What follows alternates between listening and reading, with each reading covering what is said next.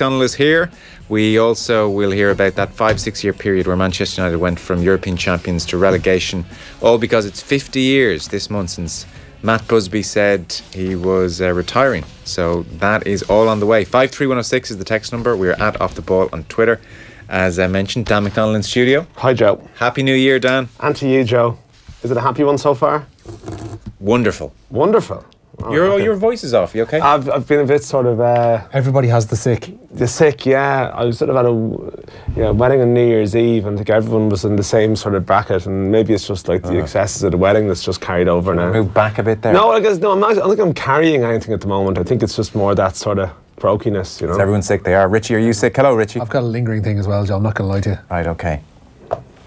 You seem like the kind of person who's a bit germphobic and afraid that this might hurt you. No, I'm fine. Inching slowly. I'm actually okay. I crashed before Christmas, but I'm okay now, actually. He's got the telly coming up this weekend, so he's worried. It has to be done for that. Get the vitamin C into you. All coming around. So, Podrick Harrington is your first story, Richie. No surprises.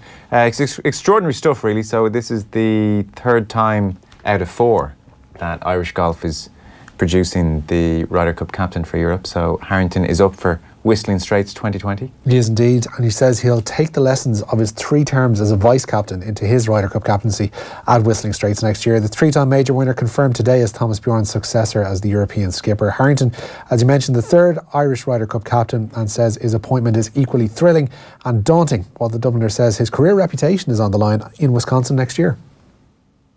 It is daunting. Some of it's a little bit outside my control. I will concentrate on what I can control, but yeah, it does reflect on my career how this goes, and I'm aware that I could have passed up on this and just kept on going as a nice tournament golfer, but I am like everybody else who takes on the Ryder Cup. You are, when you're a Ryder Cup captain, you are putting a lot of your I suppose the history of your game, your legacy, you're putting on the line. I don't think I ever thought I wasn't going to do it, but I wanted to make sure I was doing it for the right reasons. I wanted to be clear that I didn't just walk into this because it was the next thing to do in my career. I wanted to make sure that I was doing it because I believed in it and wanted it, and felt I could add to it. So it probably was unlikely that I was ever going to skip it, but I had to be clear that I was doing it for the right reasons. There you are, Podrick Harrington speaking in Wentworth this afternoon. He was pretty much the unanimous choice from a long way out. Well, Westwood they've carved it up, basically. That's what they've done. Westwood has gone for Rome in 2022, and he stood aside, probably just to let Harrington take the bullet and go to the States, which is like, that is the tough one, right? That is sort of the one that's pretty difficult to win, and they're going to set up the course in a particular way. Well, they give it names like Miracle at Medina when there is an away win. Yeah, it's been a while. It takes a sort of effort, but I think it's going to be good. You know, Harrington's such a brilliant pundit. I mean, this is the thing. If people, have tuned into his sort of golf coverage when he just he has this sort of, easygoing, sort of chirpy outlook, and yet he's like unbelievably cutting. And when he wants to be, he sort of, was it Brant Snedeker or a couple of players, he just Charlie Hoffman, sorry, it was, who he just sort of dissected with like one line. And just reading some of the stuff after the Ryder Cup in September, some of the sort of pieces afterwards, it seemed that like Harrington's role behind the scenes, that he was a great man for some of, I think it was Robert Carlson as well, but in terms of the stats and doing their homework and stuff like that. And he has this unbelievably analytical mind anyway, that sort of rolls out the stuff that he actually will throw, as much as the Ryder Cup captaincy, it's a bit of a, there's a lot of rubbish that goes with this job for a long period of time. But I think once the actual week itself comes around, watching Harrington, analysing Harrington, how he handles it, it's actually going to be pretty interesting. For all that, I said, the noise and all the sort of crap that goes with it, the actual 3 days itself will be great because he's in the middle of it. No, for sure. And he's so forthright generally that I'm very interested to see how many interviews he does over these 2 years, because he can't help himself but be honest. Often. He'll definitely, I don't think would he go for the emotional wild card route, I can just imagine him just I can see cutting someone. Really, like cutting the legs off somebody purely because they will fit what he sees as a winning team for Whistling Straits. Because he's mates with Sergio now, right? They're over everything. They're good. He said today, he's had various captains, and he mentioned the likes of Sam Torrance, who was very emotional, and punched the heart and let's do it for Europe. And then there's the Bernhard Langer types who are more school teacher types. And he said, I'm more of a Langer. I'm not going to be a cuddly type. Childish, Richie. I know, yeah. I'd expect no more. The Cork listeners really enjoyed that one there, Joe. I'm a Bernhard Langer, he said more so. So he's going to be that type of captain, he reckons. And he was saying he's taking bits from various captains. I mean, we'll talk to Paul McGinley. It seems to me a huge amount of what you do in the 18 months before the actual event is if you're the home captain, is you look at your team and you analyse them statistically to within an inch of their life, and you design the golf course to suit them perfectly. But when you're the away captain, you've very little control over the golf course, as in none. None. So that is a huge amount of the work suddenly just beyond your control. Nothing I can do about it. But you're just going to bring all the bombers to the States, right? Because they're just going to make it long and easy. That's basically what they'll do. I would presume so. Whistling Straits is obviously more of a linksy type course. I mean, that said, when they had the recent major there, the USPGA, it seemed to suit a lot of the bombers. Yeah. But like Europe have plenty of bombers now as well. Anyway. I just pick them. Yeah, that's what you're going to do. Most of them be picked anyway. Can he make Rory more European again in the next 18 months? Well, Rory won't even play the European Tour anymore. This is the thing. Yeah. You know, he's actually going to have to deal with that though, really, as well, isn't he? It's Rory's commitment to the European Tour. I didn't see the conference today, so I don't know if it came up. He's already spoken about it to Sky, saying that Rory's commitment to the European cause and how much the Ryder Cup means to him is in the utmost. So he doesn't have any doubts or any worries about Rory playing in 2 years' time. It's going to be a form thing. Rory likes the Ryder Cup. He just doesn't really like playing on the European Tour. But did you see, was it, I think it was Oliver Brown in the Telegraph over Christmas wrote a piece basically saying that Rory should be cut from the Ryder Cup. And I don't want to misquote that, but words to that effect that, if he's going to be disrespecting the European Tour so much, but he's going to, every 2 years, grab the old blue and yellow flag and scream Europe, Europe, Europe. Yeah. Maybe someone now. I don't think Harrington's going to suddenly get on board with that stance. No, I wouldn't think so. And Paul Casey and all the sort of opportunistic Ryder Cup players. You know. So you're calling Rory McIlroy an opportunistic Ryder No, Cup? I actually like Rory. I think Rory's mistake is his honesty. Yeah. He just says what he thinks all the time. I mean, I think he should play the Irish Open though. Part of me still thinks, I really respect him and respect all his stances and nationality and all of that. I think he gets a lot of grief because he doesn't fit other people's vision of what they want Irishness to be. They want him to be the Irish that they want him to be. But I still think he should play the Irish Open, though. I think that's that's the one tournament that I just feel you've rebuilt it. I mean, he has basically saved the tournament in many respects. It's your fault you have this dilemma. But once you walk away and don't play it, then you kick it back down the road again. You've sympathy for everyone involved. Like Paul McGinley's going to be on at 7:30, so I presume McIlroy will come up in some respect, and we'll have to ask him how he feels about the prospect of an Irish Open at Lahinch that McGinley is hosting without Rory McIlroy. I suspect he doesn't feel great. But then you listen to McIlroy and look, he was a bit cutting of the European Tour. He called it a stepping stone and effectively said everyone who's on it just wants to get off. Get out of there. Yeah. However, he did say, I am at an age now where I do need to start making decisions for myself. And he said, I play my best golf at major championships when I just play the week before and take the week off before those 2 weeks, when I take it off, as opposed to playing 3 weeks on the bench or 4 weeks on the bench. So he's going to play the Scottish Open, which is the week before Portrush. That's how he likes to prepare for an Open. The Irish Open happens to be the week before the Scottish Open. Which is, did he not get that date in the calendar though, as part of his foundation work? He did, but he can't move a major. I thought of course, but I mean, the Irish Open was moved to that time slot off the back of their pressure, right? I thought that was deemed to be a good thing. I thought Rory wanted to be the week before next year because of Portrush, or this year, sorry, because of Portrush. That was his big thing. And it suits him as well, I guess. So you can understand McIlroy turning around and saying, I need to do what's best for me here. I understand his selfishness and I said I really like his honesty. Just gets him into problems every so often. But I just still think like it just sticks a bit if he skips the Irish Open. But I don't know if you watched him on Sunday in the last round of that tournament, but like he's just reaching around looking for a solution, big time. On the greens. He just keeps getting to the edge and then... We touched on it last night. He's hitting the ball beautifully, but he didn't make a single putt from outside 15 feet all week. No, it was pretty deflating watching it. He shot a 72 on a day at that course where wind is the main defence with no wind. It was basically the worst rounds all day were 70. He just falls flat, but if he gets to the final round and it's like New Year's Eve at 12 o'clock and it's like great, and then it just goes. It's starting to become a habit. Yeah, so it's becoming a bit of a thing. Final round with Tiger, we mentioned last night. Final round with Molinari at the Tour Championship. He was in the final round with Justin Thomas last year as well. Obviously final round on Sunday with Gary Woodland, and each time not only has he not really competed, he's actually fallen away, hasn't even finished second. So Yeah, it's not ideal. Maybe he just looks out for himself, that's fine, but, you know, come to the hinge. Jesus. Yeah, look, it'll be terrible if he doesn't come. You can understand it, he has to look out for himself, but an Irish Open now without McIlroy will be embarrassment is too strong a word. That just leaves us that he will get grief for that from predictable places. Marion Glenty's 3 Irish Ryder Cup captains in quick succession, lads. Not bad for a country of 5 million odd people. How many are on the island now? Maybe about 5.5. 5.5. Yeah, it'll be something like that, yeah. Whistling Straits will suit Harrington and Europe. He'll make a great captain. He spoke nicely of Rory today too, says John in Mallow. So Paul McGinley will join us live at 7:30 or so. Padraig Harrington, as expected, European Ryder Cup captain for Whistling Straits in 2020.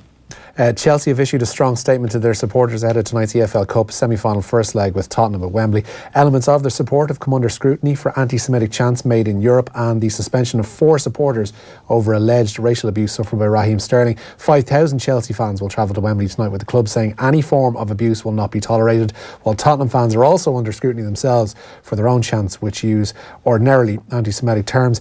The teams are in for this one. For Spurs, Paulo Gazzaniga starts in goal, a back 4 of Kieran Trippier, Toby Alderweireld, Davinson Sanchez and Danny Rose. In midfield, Harry Winks and Moussa Sissoko, and in front of them, Christian Eriksen, Dele Alli and Heung-min Son, and Harry Kane leads the line. For Chelsea, Kepa Arrizabalaga starts in goal, a back 4 of Cesar Azpilicueta, Andreas Christensen, Antonio Rudiger and Marcus Alonso. In midfield, it's Jorginho, N'Golo Kante and Ross Barkley, with Willian and Eden Hazard in the front 3 alongside man of the moment Callum Hudson-Odoi. Speaking of him, Bayern Munich are close to making Callum Hudson-Odoi their 3rd most expensive signing of all time. The Bundesliga giants have made a 4th bid for the Chelsea youngster, believed to match the Blues' asking price of £35 million. The 18-year-old is believed to be open to the move, but Chelsea appear willing to let him go only if they can keep him until the end of the current season. Should the move go through at that price, only Corentin Tolisso and Javi Martinez will have cost Bayern more.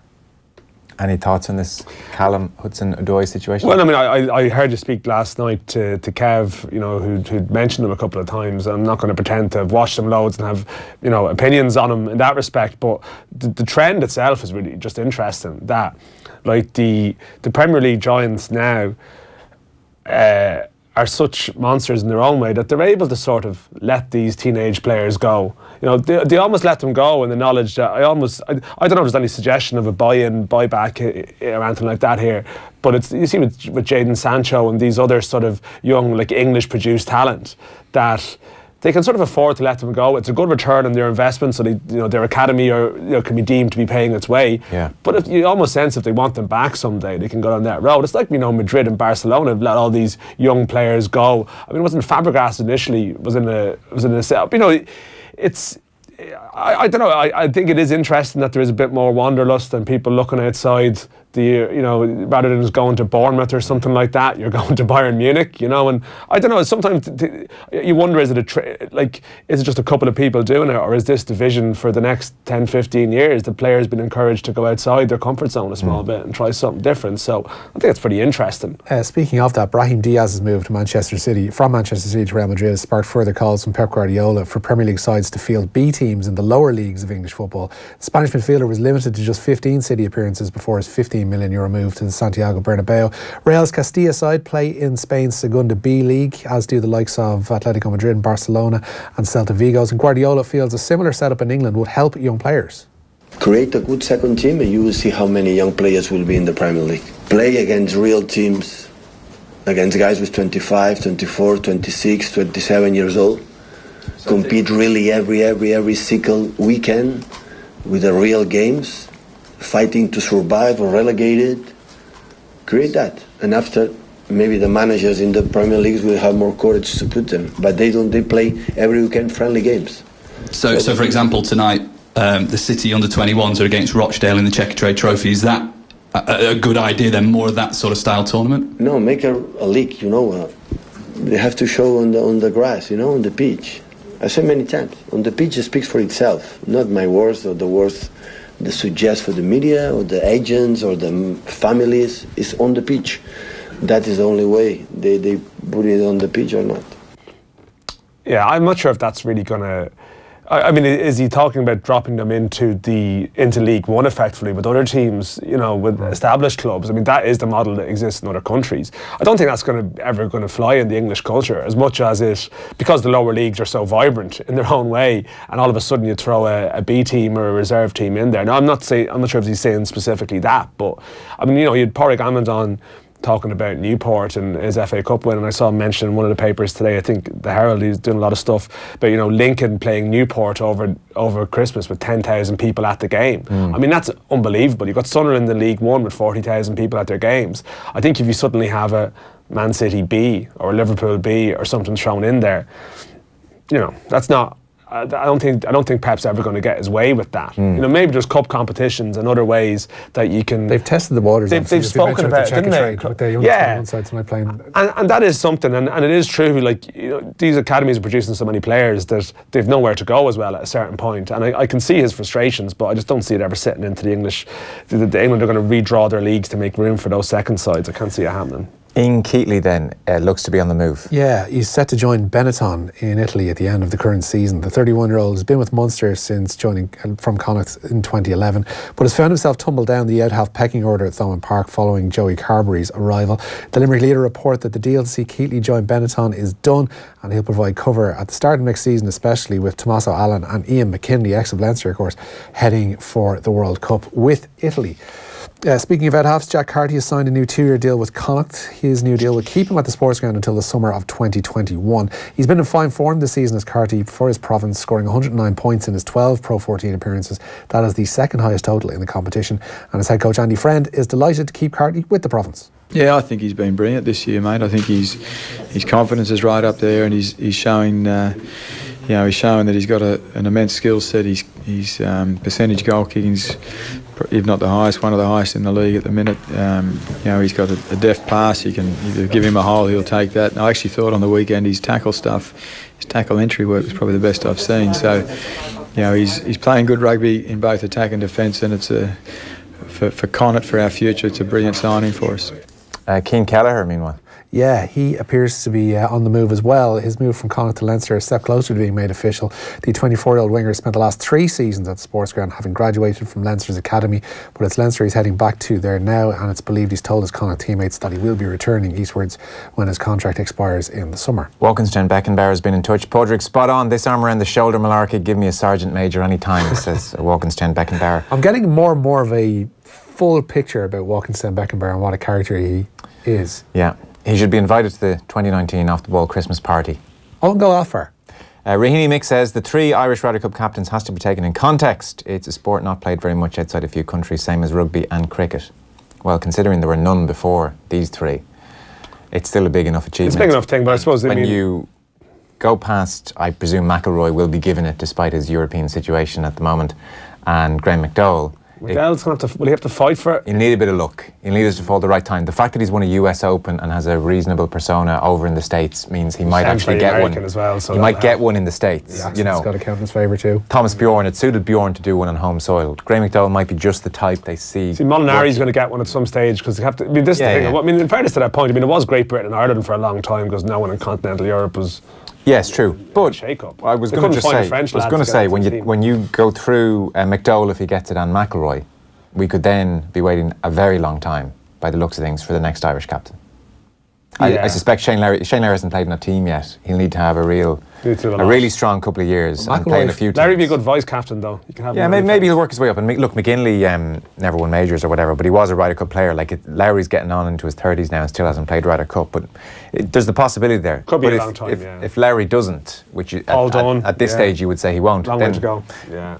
Us and Rahini Mick could be waiting 10, 20 years. We'll be looking back to this golden era. Totally. This golden era of Irish captains. No, it's an acknowledgement of a golden era for Irish golf.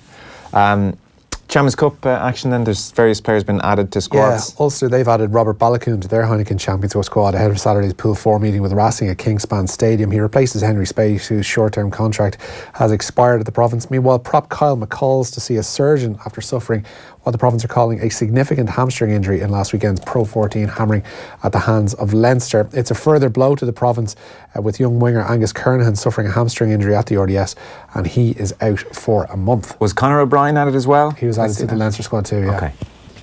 Sam Crowe is rated as very, very, very doubtful. That's a direct quote for this year's Cheltenham Festival. Last year's novice hurdle winner will be left among the entries for the champion hurdle, but Jenkinstown spokesperson Eddie O'Leary says they're looking at the bigger picture and longer term with Sam Crowe, who's lost in each of his last 3 outings, most recently placing 5th in the Ryanair hurdle at Leopardstown.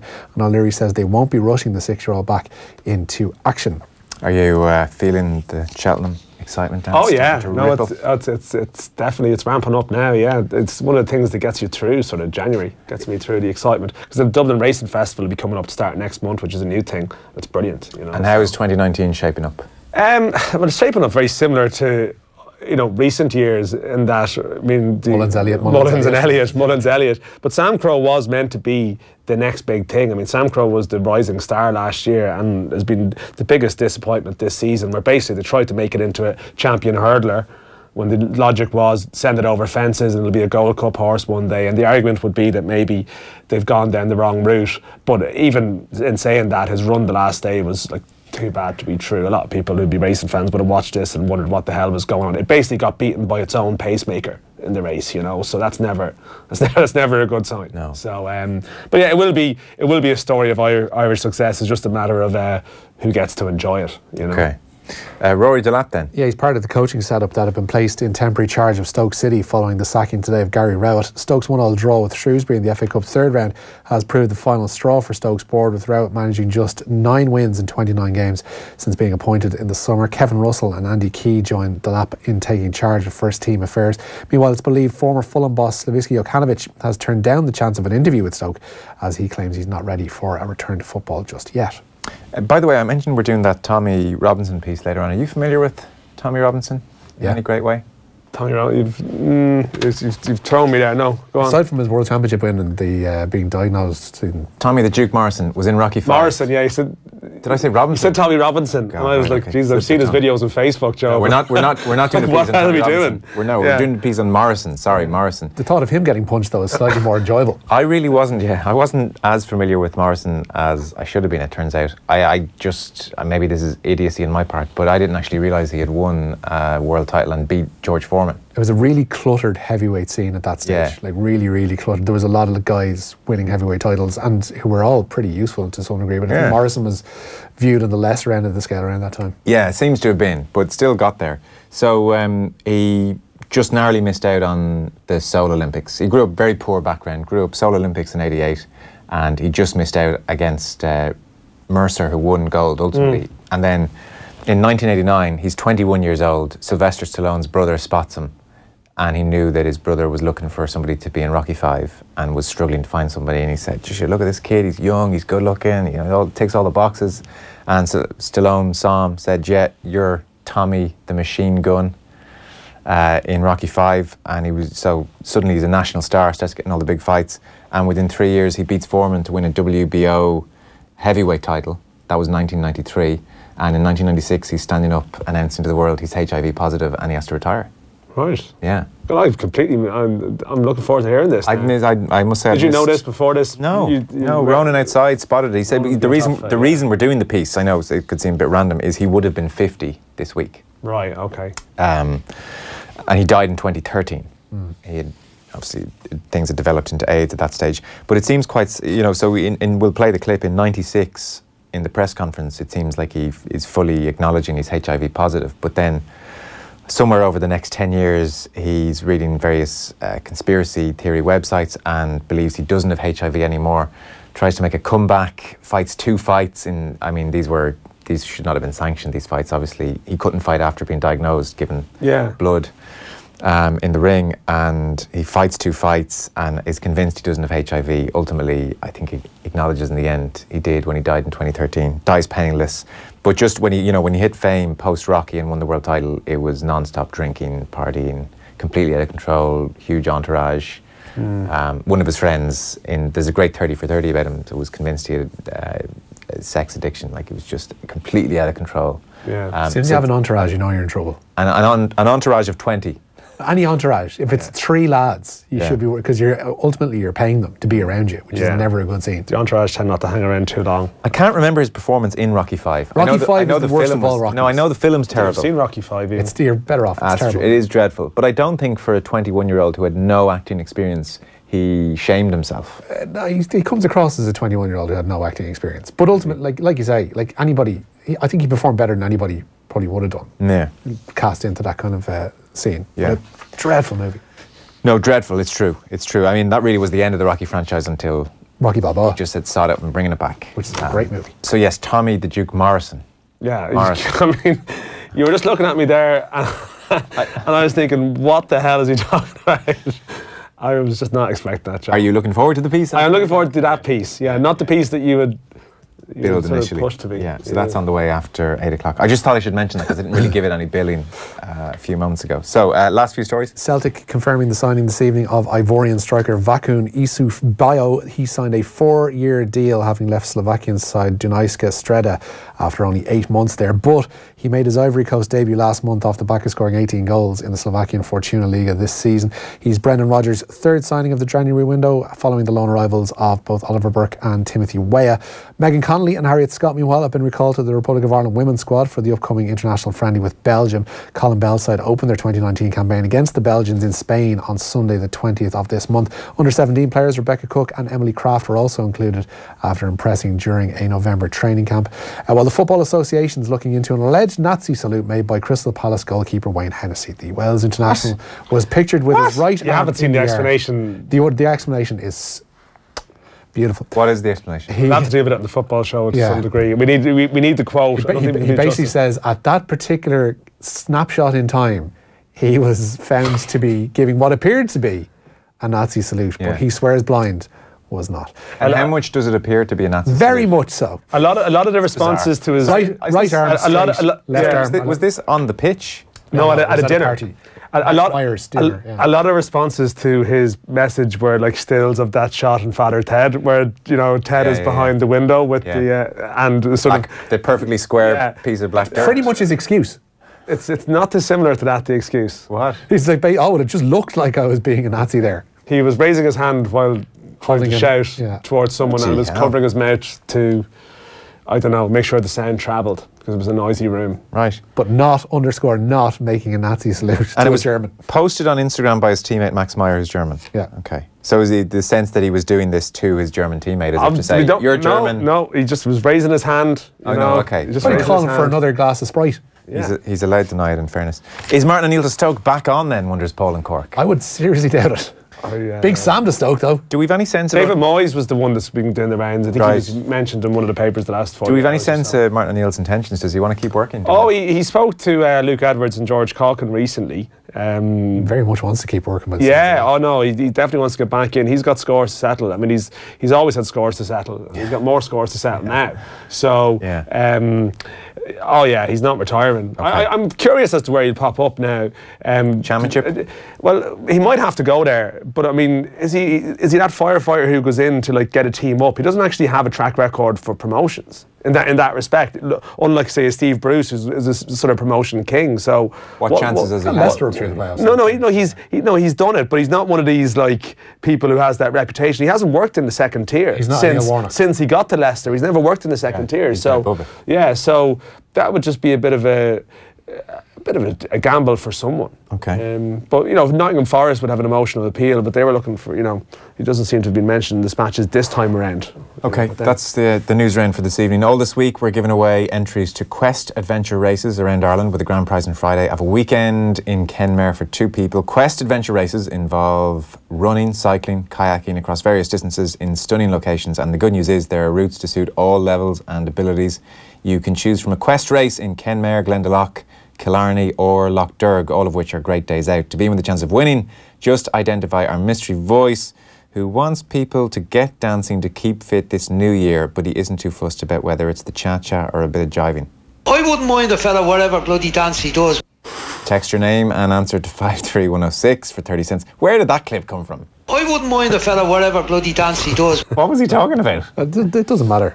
Text your name and answer 53106 for 30 cents. We'll announce the winner later on in the show. It's all with thanks to Quest Adventure Races. Find out more at questadventureseries.com. We're talking to Paul McGinley about Padraig Harrington next. Off the Ball on News Talk. The Pat Kenny Show. On tomorrow's programme, should Dublin's College Green be piloted as a pedestrian plaza? An exclusive interview with the chair of the Policing Authority, and we talk to international best-selling author Will Dean. The Pat Kenny Show. With MasterCard. Tomorrow morning at 9. On News Talk. January. It may feel dull and dreary. It may feel like ages till payday. But at least the January sale is on at appliancesdelivered.ie. And if it's bargains you're after, it's bargains you'll get. With up to 15% off TVs, 25% off washing machines, 25% off refrigeration, and up to 30% off dishwashers. Make January great again, at least for a few hours. And check out our health and wellness range. The January sale, now on at appliancesdelivered.ie. Football Index is reinventing football betting. You can buy and sell the world's top players. Their value may go up and down, but it's not over with the final whistle like a regular bet. Football Index, reinventing football betting. Start building your portfolio today at footballindex.co.uk or download the app now. New customers only, minimum deposit and conditions apply. Gamble responsibly.